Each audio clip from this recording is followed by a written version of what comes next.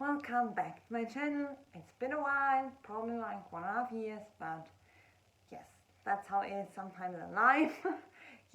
Stuff gets in the way.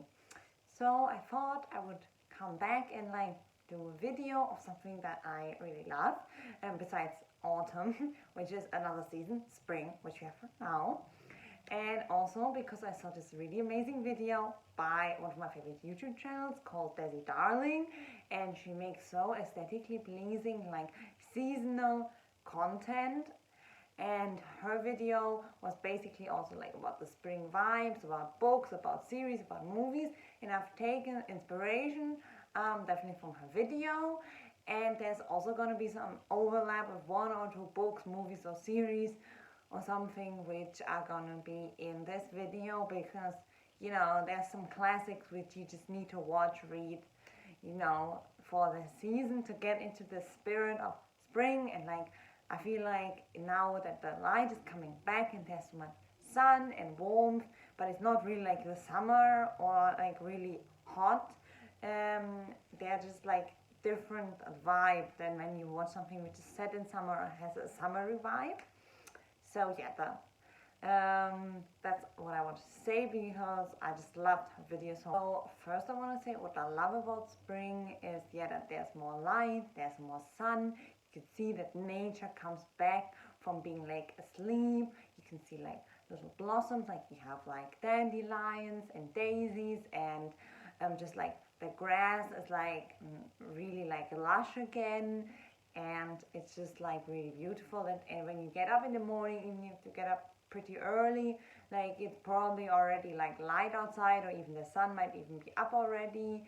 And so I thought that was really nice. That made me so happy. And when it was it was the spring equinox, which means there's more light. And so yeah, that just made me really happy, and also it just gives me so much serotonin that there's sun and light, and that being outside is really quite an extended period of time, and it's not just that it gets dark at 4 or something. So I love that. And yeah, I also really connect, and for me it's the definition of spring themed things are cottagecore things, because I spent also quite some time on Tumblr. It's that tag just explodes when it's spring summer, because people have new material, and especially in the northern hemisphere it is spring again. So people are posting new photos, new videos, new inspirations, new thoughts, and so I kind of love that. But then I also have to say, sadly, there are some not so good people in the cottagecore tags and communities, and so I wanted to put a small disclaimer that even though I think cottagecore is such a cute aesthetic, it can be really ugly in a more political and stuff like that sense, because it's just really people who want to oppress certain people, take the land from certain people, which they have already done in the past. And basically most cultures live on stolen land, and so I feel that should not be the thing that you want, to do kind of a colonialist, or in America a manifest destiny, really kind of ugly vibe to the cottagecore, and I don't like that. So that's not what I'm talking about. I'm just saying that everyone can put a little cottagecore in their life, and I think it just, especially in the last few years, has really helped me with my life, basically, because I was oh, sometimes I didn't like it where I live, not where I live, but I was I want more nature, but sometimes you don't really have time for that.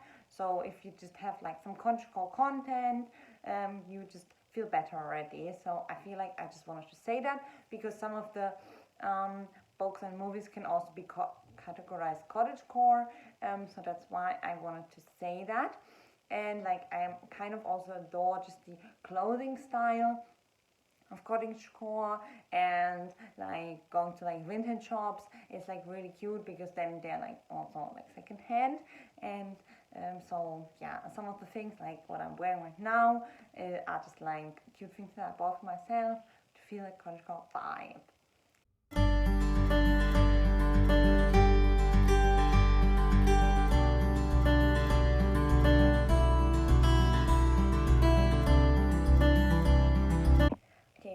now we're getting to the first section, which is books. And one of my favorite books, and also as a child, I just also loved the TV series, which was like animated TV series, but also there were like movies and stuff. It's called Heidi.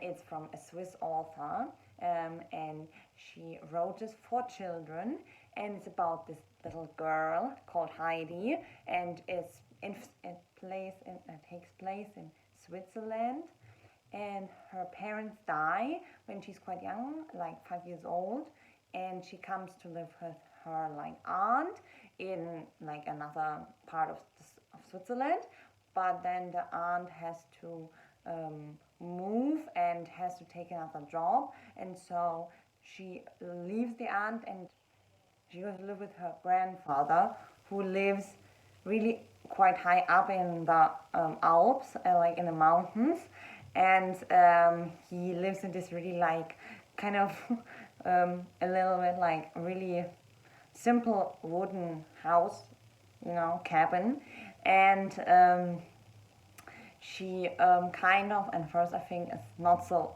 completely enthusiastic about it, because he's very gruff and very, like, oh, I don't want you to be here, I want to be left alone, and that kind of thing.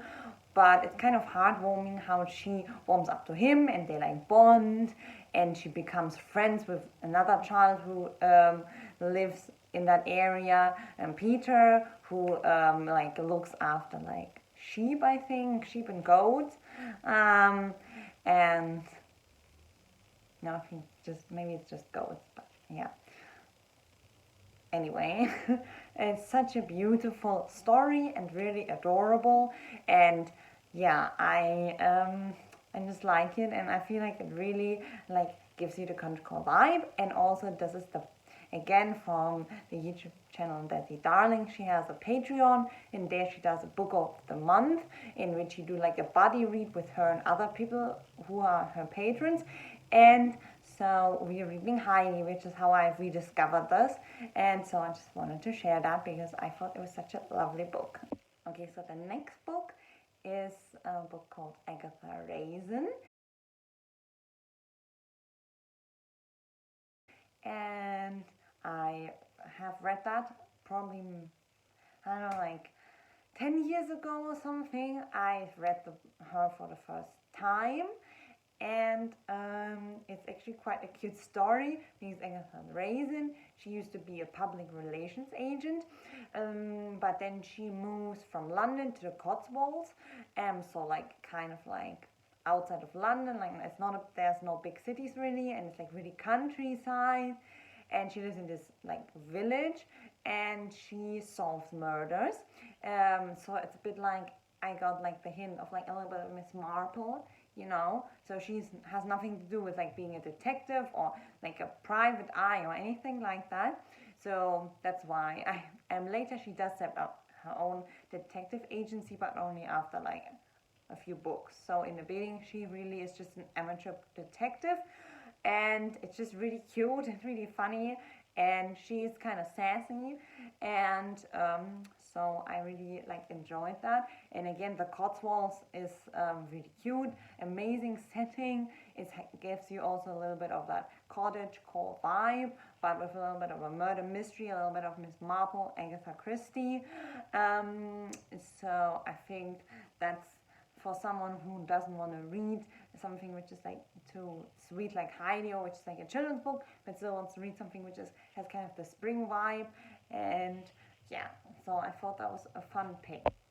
Okay, the next one is also a children's book, which I recently thought about, because another Instagram account that I follow was posting about it, and I can also link her account down below, and because it's this really adorable book which I read as a child, which is called Tales from Fern Hollow. In German it's called Geschichten aus dem Schmunzeldorf,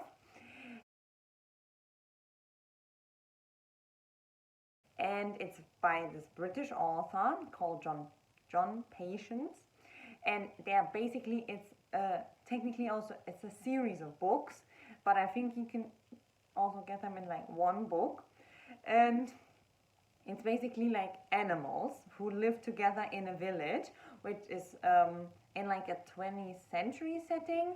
And it's really adorably painted, and there's like different seasons, and there's like things happening, and there's like I don't know, like yeah, like festivals and things like that. And so you like get to know all the citizens basically of Fern Hollow, and like there's like a mayor and different families and different like jobs and professions, and like there's also children who go to school, and there's like festivals and holidays like Halloween, and like people going on holiday, and like the different seasons. So there's obviously also a spring and summer one. So I thought that it would be so adorable, and like I said, I don't know how many people know this one as well. So because I didn't even know that it was British until a few weeks or months ago. I don't know when I googled that, but yes, because for a long time I thought that was like, I don't know, because as a child of course I read it in German, not in English, and so yeah. So that's why I thought this would be really adorable to put on. Okay, so the next book is called The Secret Life of Bees by Sue Monk-Kidd.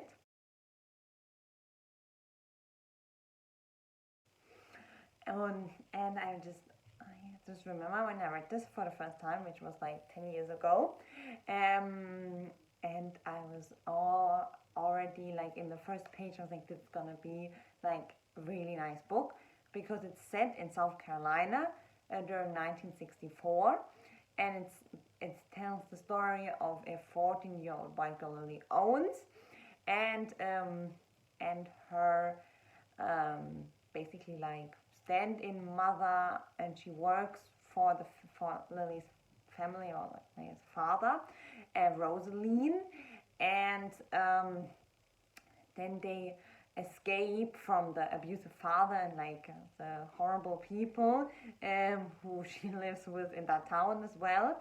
They escape together to another town in South Carolina, because she wants to know more about her mother, who died when she was quite young, and she can't really remember, and she thinks there's like lots of secrets in her past.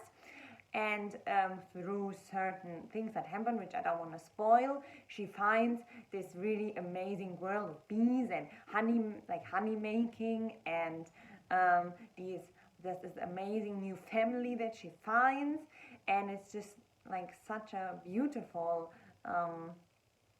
message. It's such a beautiful setting, and yeah, it's set in like the southern states of the US, and so it's like really, like you can always kind of feel that it's really warm and a little bit sticky like atmosphere, which technically like there in spring and summer she is there. And so that's why I thought this would be a really adorable book. And also I really like the messages in this book, and it's all about like female friendship and holding together and being there for each other and supporting each other. And yeah, so that's why I thought this would be really great on this list.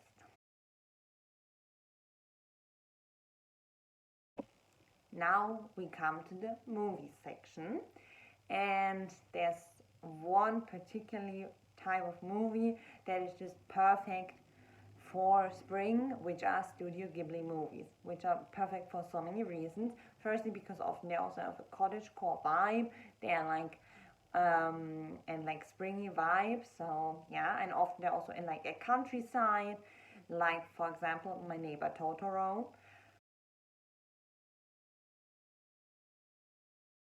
That's such an amazing movie. So beautifully done, and it just like it's like slice of life, and nothing really bad happens. And it's just so adorable how the father also is like with his children. I feel like that's such a great message, that he like listens to his daughters and he doesn't dismiss them, and which is partly due to, of course, also Japanese culture, in which like where like Totoro, which is like a woodland spirit, is like normalized, but also still like he still like is really like in connection with children. And yeah, so that's so cute, because again, it's like about Totoro. They're like in the woods, and he's like a woodland spirit, like protector of the woods. And yeah, and they live in this really cute like house, and you see so many beautiful nature shots.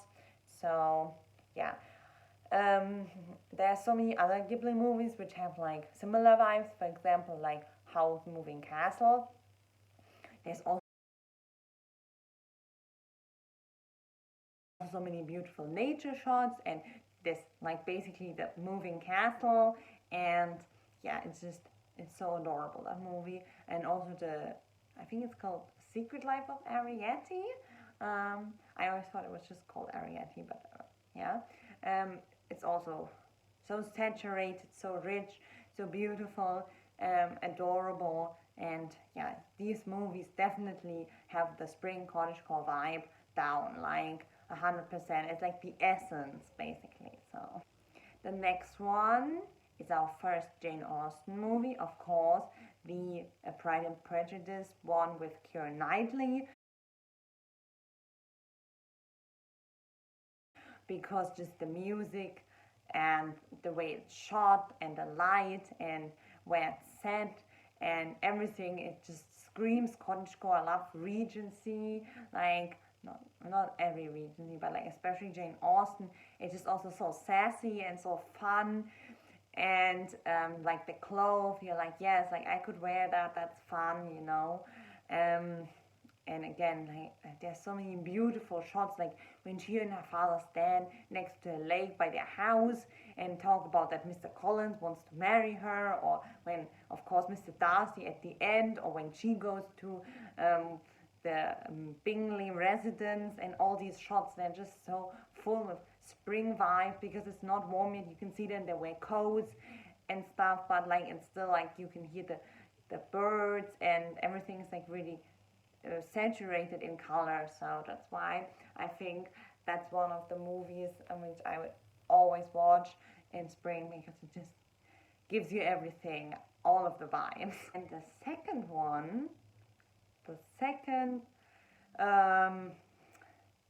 Jane Austen one is of course Emma, and I did like the one with Gwyneth Paltrow. It's also good, but I'm especially talking the newest one with I think her name is Andrea Taylor from The Queen's Gambit. And again, it's just Regency, and they're like the vibrant colors.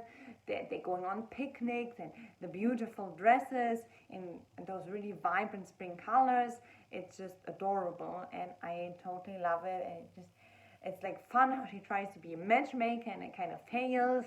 And yeah, like it's just how they are like also go about in nature, and there's beautiful nature shots definitely as well. So that's why I wanted to put it on this list.